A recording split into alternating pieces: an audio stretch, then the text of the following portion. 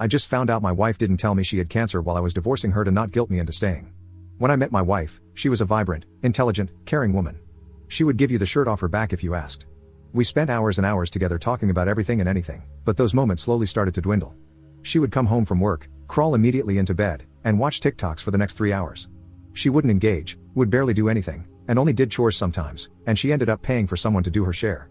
She would always say she's tired and then stay up all night or sometimes sleep for 18 hours. It was awful to see her glued to her phone or her computer instead of engaging with me. I couldn't take it any longer, so I asked if we could take some time apart.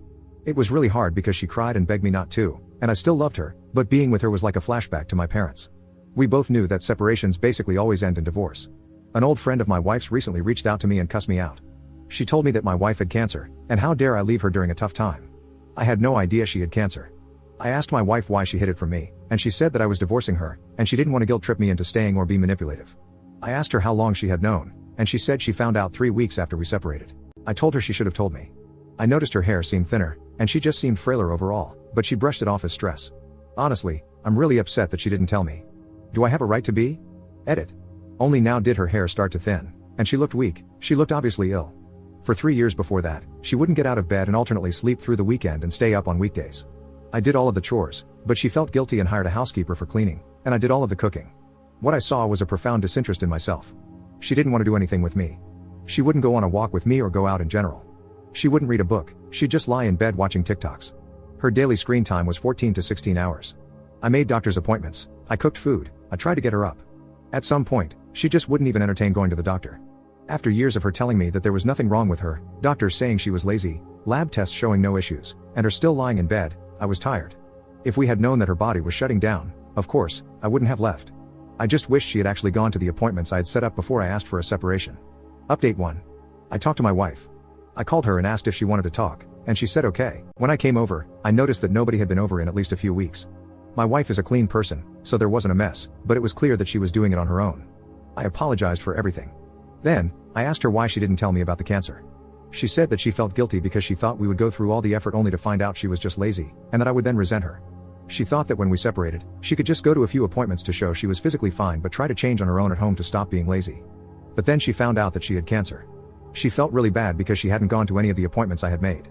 She felt guilty because she knew I would come back if I knew, and she didn't want me to sacrifice for her when she had dismissed my concerns for years.